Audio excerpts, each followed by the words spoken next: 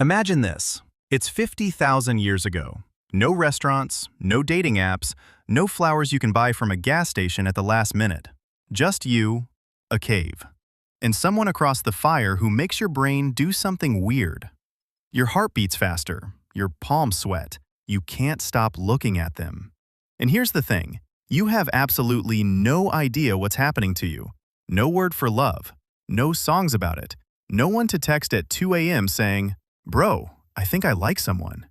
Just this strange, overwhelming feeling with no name. So what did you do with it? What did ancient humans actually do when they fell in love? Because the answer is more complicated, more brutal, and honestly, more beautiful than you'd ever expect. Here's something that'll hit you differently. Love is not a human invention. Scientists have found that the brain chemicals responsible for that "I can't stop thinking about them" feeling, dopamine, oxytocin, serotonin, those exist in almost every mammal on Earth. Your dog feels a version of it. Wolves feel it. Even ancient humans 300,000 years ago felt it, long before they had the brain power to understand it. So the feeling came way before the concept. Ancient humans weren't sitting around philosophizing about love. They weren't writing poems. They weren't even sure what was wrong with them. They just felt it.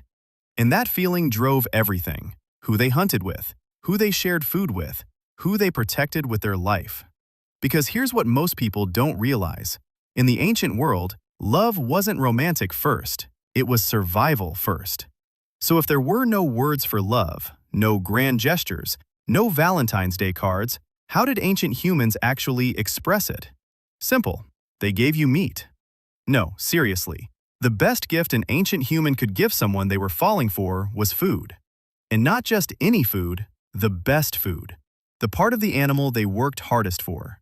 Archaeologists have found evidence of this at ancient sites. Certain bones, the choicest cuts, were consistently found near paired skeletal remains.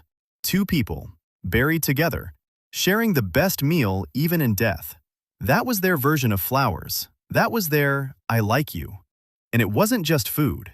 Ancient humans also gave gifts of crafted objects, carved beads, shells with holes drilled through them, found hundreds of miles from the nearest ocean, meaning someone carried that shell across an entire continent to give to someone they cared about. Think about that. No Etsy, no Amazon Prime, just weeks of walking to bring someone a pretty shell because they couldn't stop thinking about them. But here's where it gets darker. Love in the ancient world wasn't always gentle. Competition for a mate was fierce, violent even.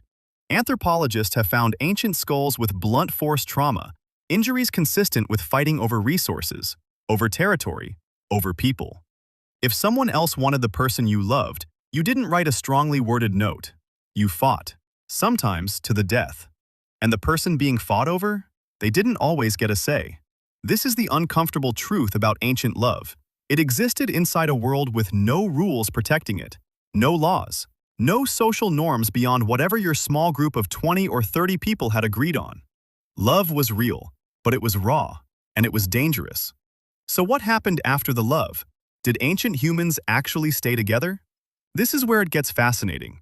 For a long time, scientists assumed ancient humans were promiscuous, just bouncing between partners with no attachment.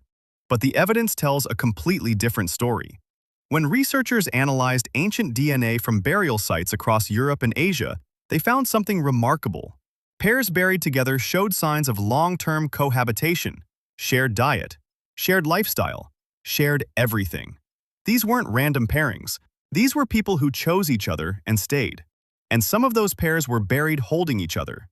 Tens of thousands of years ago, no church, no ceremony, no legal contract, just two people who decided, out of everyone in their small, dangerous, uncertain world, that they wanted to face it together.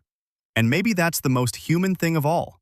Not the grand gestures, not the words, not the traditions we built around love thousands of years later. Just the choice. The quiet, terrifying, beautiful choice to say, you, out of everyone. You. Ancient humans didn't have a word for love, but they understood exactly what it meant.